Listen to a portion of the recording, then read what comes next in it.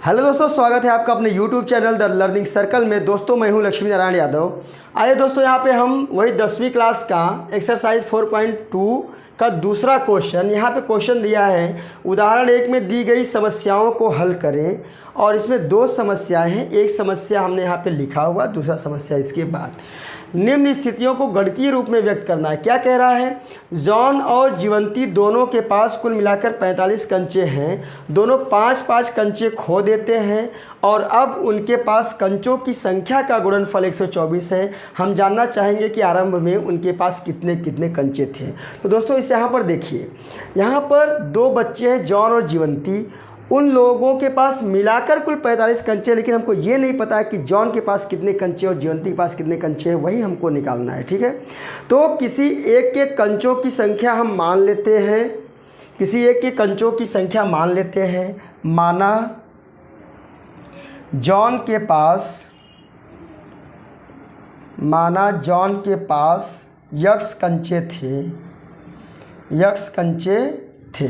देखो, अगर जॉन के पास कुल कंचों की संख्या यक्स है तो जीवंती के पास कुल कंचों की संख्या क्या होगी? एक बात बताइए, जैसे मान लीजिए कोई दो व्यक्ति ए और बी हैं, दोनों के पास कुछ कंचे हैं, मान लीजिए इसमें भी कंचे हैं, दोनों के कंचे 45 हैं। अगर ए के कंचों की संख्या आपको पता है 20 है, तो बी के कंचों की संख्या क्या होगी?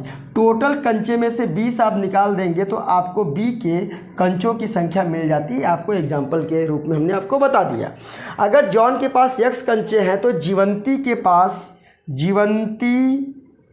पास कुल कितने कंचे हो जाएंगे? टोटल कंचे में से हम यक्स कंचे निकाल देंगे, इतने कंचे हो जाएंगे जीवंती के पास। अब देखिए दोस्तों, दूसरा टॉपिक कह रहा है दोनों 5-5 कंचे खो देते हैं। मान लीजिए जैसे अगर जॉन के पास यक्स कंचे थे तो लिखेंगे यहाँ पे हम 5-5 कंचे खोने के बाद, 5-5 कंचे खोने के बाद उनके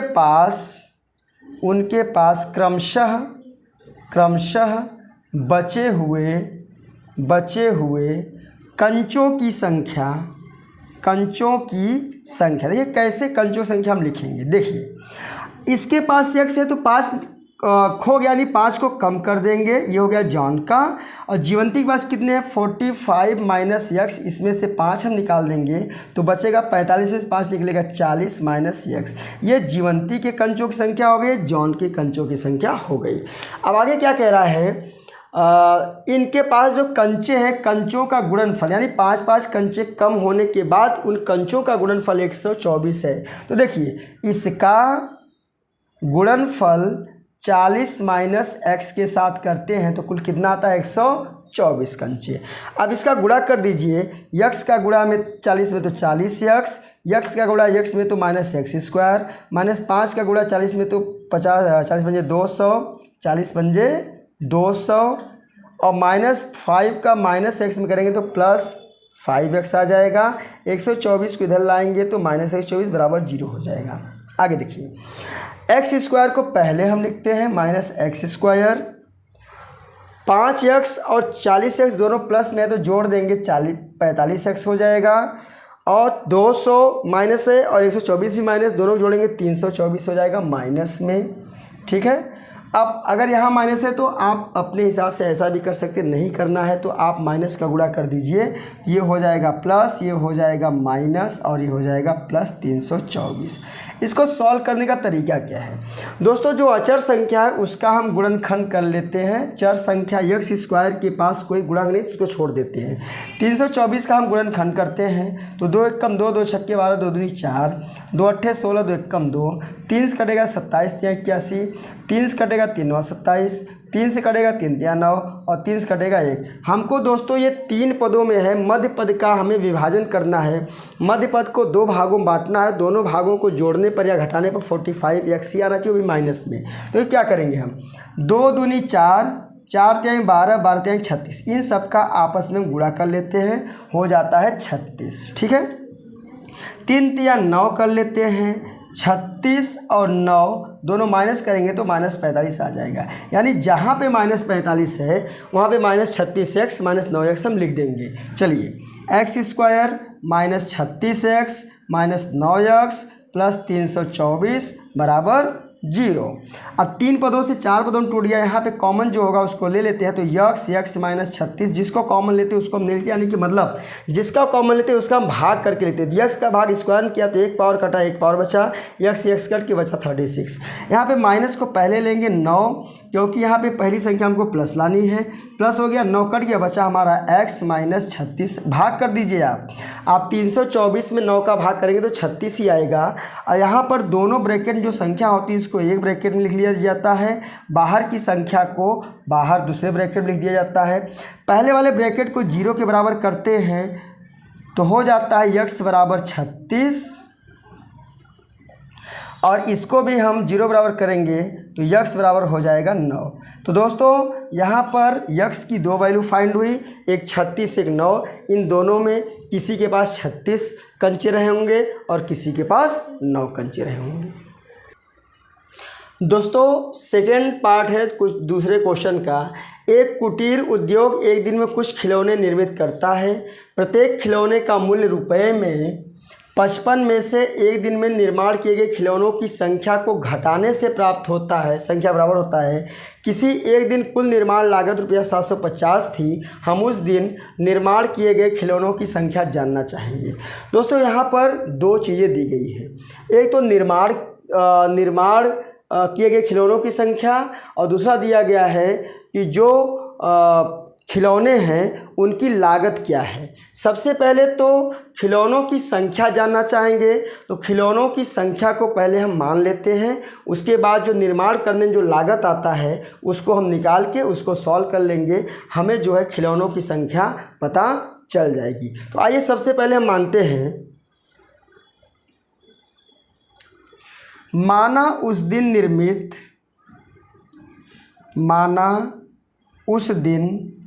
निर्मित खिलौनों की संख्या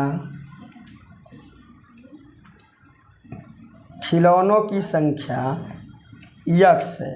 ठीक है, खिलौनों की संख्या तो हमने मान लिया है। उसके बाद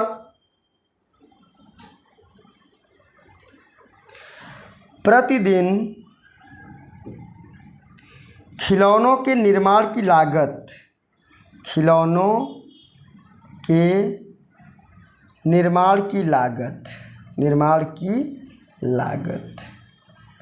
मान लेंगे। लागत कितना है, टोटल कितना है, 55 है।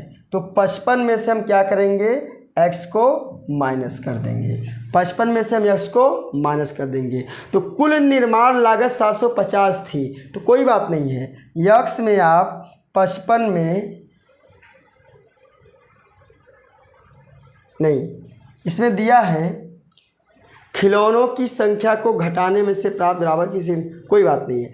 क्या क्या, कुल निर्माण लागत 750 है, तो इसका इसमें हम मल्टीप्लाई कर देते हैं। 55 माइनस x बराबर 750। इसको सॉल्व कर लेते हैं, हो जाएगा x का गुणा 55 में तो 55x माइनस x का गुणा में तो x स्क्वायर, ये आएगा माइनस 750 बराबर 0।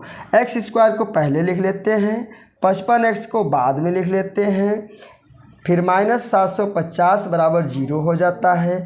दोनों तरफ माइनस का गुणा कर देंगे तो x square minus 55x plus 750 बराबर 0। अगर गुणा करते हैं तो जो माइनस रहता है वो प्लस हो जाता है, प्लस वाला माइनस और माइनस वाला प्लस हो जाता है। ये हमारा इक्वेशन बन गया। अब इस इक्वेशन को हम सॉल्व कर लेंगे तो हमको खिलौनों की संख्या जो x की वैल्यू आएगी वही खिलौनों की संख्या हो जाएगी।